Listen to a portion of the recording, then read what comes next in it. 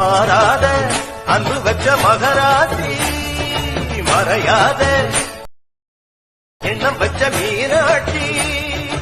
மதுரையை ஆண்டு வந்த மலையத்துவன் என்ற பாண்டிய மன்னனும் அவரது மனைவி காஞ்சனமாலை குழந்தை பாக்கியத்துக்காக பார்வதி பரமசிவனை வேண்டி யாகம் நடத்தினர்.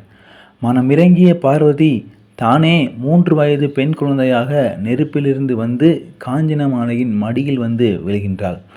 குழந்தையை பார்த்தவுடன் மகிழ்ந்து போல அரசனும் அரசியும் அந்த குழந்தையை 3 ஸ்தனங்களுடன் இருப்பதை பார்த்து அதிர்ச்சியடைந்தனர்.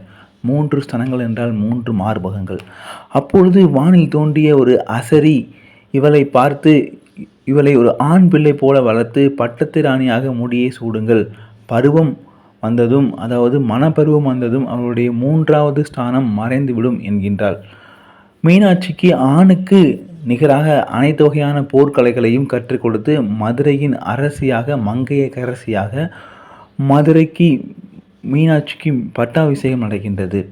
3 தனங்களுடன் பிறந்த அந்த மீனாட்சி எந்த மன்னனை பார்க்கும்போது ஒரு தனம் மறைகிறதோ அவரையே திருமணம் செய்து கொள்வார் என்று மலையத்துவ மன்னன் கூறுகின்றான். பட்டாபிஷேகத்துக்கு பிறகு மதுரை படைகளுடன் கிளம்பி ஓரொரு திக்குக்கும் சென்று போர் தொடுகின்றாள் மீனாட்சி. பூமியில் உள்ள ஓரொரு மன்னனையும் வெற்றி கொள்கின்றார். அப்பொழுது கிழக்கு திசையில் சென்றபோது அமராவதி நாட்டின் மன்னராக இருந்த இந்திரன் மீனாட்சியுடன் போர் புரிகின்றார். ஆனால் மீனாட்சி வீர பிரமாக்கியத்துடன் ஈடு கொடுக்காமல் போர் புரிகின்றார். ஓரொரு திசையிலும் போரை தொடுத்து அவரையும் தன் காலில் விழ செய்கின்றார் மீனாட்சி. இதே போல கைலாயத்தின் மீது போரெடுத்து செல்கின்றார் மீனாட்சி. அங்கு குடியிருப்புகள் சிவபெருமான் மீனாட்சி யார் என்று அறிந்ததால் உற்சாகத்துடன் அன்னை எதிர்கொள்ள செல்கின்றார். படைவீரன் கொப்பளத்துடன் நிற்கொண்டிருக்கின்றார். மீனாட்சி எதிர்ப்புறத்தில் சிவபெருமான் வந்து கொண்டிருக்கின்றார். சிவபெருமான் நெருங்கி வர வர அன்னையின் உள்ளத்தில் வேர்க்கை கொண்டிருக்கும் வெக்கம் முடிசூழ்கின்றது. சிவபெருமான் அருகில் வர வர தனது கையில் இருந்த வாளை கீழே போட்டுவிட்டு தலை கொள்கின்றாள். அப்பொழுது சிவபெருமானிடம் கண்டவுடன் 3வது தினம் மறைகின்றது. மறைந்தவுடன் தனது மணாளனை கண்ட பூரிப்பில் ஆள் கொண்டு நிற்கின்றாள் அன்னை. அப்பொழுது சிவபெருமான், அங்கேயகர்ணியே, நீ என் மதுரை தாம்பத்தியத்தை விட்டு படையுடன் கிளம்பி அன்றே நானும் உன்னை பின்தொடர ஆரம்பித்து விட்டேன். இன்றுதான் உன்னை நேரில் கண்டேன். இனிமேல் நீயே என் துணைவி என்று கூறவே அன்னையின் முகம் வெக்கத்துடன் சூரியனைப் போல சிவந்தது. அன்றே அன்னையின் கரம் பிடித்தார் எம்பெருமான். மீனாட்சி சுந்தரேஸ்வரன் திருமணம் நடந்தபோது தேவர்கள், மகரிஷிகள், சித்தர்கள் என பல மதுரைக்கு வந்தனர். இவர்களின் வியாபாக்கதும் பதஞ்சலி ஆகிய மகரிஷிகள் அடங்கும்.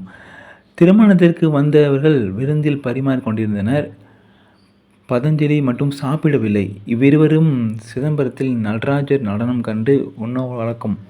அவ்வாறு மணவீட்டர்கள் அழைத்தனர். தங்களது சிவதாண்டவத்தை கண்ட பின்னர் என்றனர். இருவரும் அதை கேட்டு சிவன் மகரிஷி இங்கு ஆனந்த தாண்டவம் ஆடி கண்டார். இதை பார்த்த பிறகு மகரிஷிகளை சாப்பிட்டனர். பிற்காலத்தில் மதுரை ராஜசேகர பாண்டிய மன்னன் ஆண்டார். சிவபக்தனான அவர் ஆயக்கலைகளில் 63 கற்றிருந்தார். பரதம் மட்டும் பாக்கியிருந்தது. ஒரு சமயம் அவருடைய மன்னன் நெருங்கிய போட்டியிட வந்தது. எனவே பரதம் கற்றுக்கொள்ள வேண்டியது கட்டாயம் என ஏற்படவே அவர் கற்றார். முதல் நாளில் பயிற்சி எடுத்த மன்னனுக்கு காலில் கடும் வலி. அப்பொழுது அவருக்கு சொல்லென்று ஒரு உண்மை உறைந்தது. ஆஹா, பரதம் கற்க நான் ஒரு நாள் ஆடிய நமக்கே இப்படி வலிக்கிறதே. எம்பெருமான் தொடர்ந்து ஒட்டை காலில் ஊன்றியெல்லாம் ஆடிக்கொண்டிருக்கின்றார். அவருக்கு எவ்வளவு வலிக்கும். நடராஜ சன்னதி சென்றார். பகவானே, நான் உன் கால் வலிக்கும் என்று காலை மாற்றி ஆடு என்று வேண்டியிருந்தேன். பக்தரின் வேண்டுதலுக்காக ஏற்று அவருடைய இடது காலை ஊன்றி வலது காலை தூக்கி ஆடினார். இவர் உள்ள சுந்தர சன்னதி முன்புள்ள மகாமண்டபத்தில் கால் மாற்றி ஆடிய கோலத்தில் காட்சியளிக்கின்றார். வீரபக்தராட்ச பதஞ்சலி ஆடிய ஆண்டவம் தாண்டவும், மன்னனுக்கு கால் மாற்றி ஆடிய நடராஜ சன்னதியும் எதிரே சித்திரமாக வரையப்பட்டுள்ளது. ஏன் கிளியை ஏந்தி மீனாட்சி திகழ்கின்றாள் என்று பார்க்கும்பொழுது, ஆயக்கலைகளின் முழு வடிவமாக கிளியை ஏந்தியபடி அன்னை மீனாட்சி நின்ற திருக்கோலத்தில் மதுரை அரசல் புரிகின்றார். அவருடைய கிளி இருக்க காரணம், பக்தன் தன் கோரிக்கையை அம்மாவிடம் சொல்கின்றார். அதை கவனமாக கேட்கும் கிளி அவளிடம் அதை திரும்ப திரும்ப சொல்லி நினைவுபடுத்தும். இதனால் கோரிக்கைகள் விரைவில் நிறைவேறும் என்பதற்காக தான் கிளியை கையில் வைத்திருக்கின்றார். மீனாட்சி அம்மன் சித்திரை திருவிழா, பட்டாபிஷேகம், திக்விஜயம், திருக்கல்யாணம், தேரோட்டம் ஆகிய வைபவங்கள் மிக முக்கியமாக உள்ளது. மதுரையை ஆட்சி செய்யும் மீனாட்சி அதன் பின்பு சிவனுக்கு எதிராக அவரே தன்னை மணந்து கொள்கின்றாள் சிவனை. இந்த நிகழ்வு சித்திரை திருவிழாவில் நடக்கின்றது. திக்விஜயம் செல்லும் பொழுது இந்திரன், அக்கினி, யமன், நிருவி, வருடன், வாயு, குபேரன், ஈசன் ஆகிய 8 திசை அதிபதிகளை செல்லும் சிவன் காவலாக அதிகார நந்தியாக வென்றாள். பின்னர் சுவாமியை எதிர்க்கச் செல்லும் பொழுது தன் கணவராக போகின்றாள் என்பதை அறிந்து வெட்கத்தால் தன்னை குனிந்து அம்பாள் இறைவனிடம் சரண் அடைந்தாள். ஊரோடும் பேரோடும் உறவாடும் ஒரு காட்சி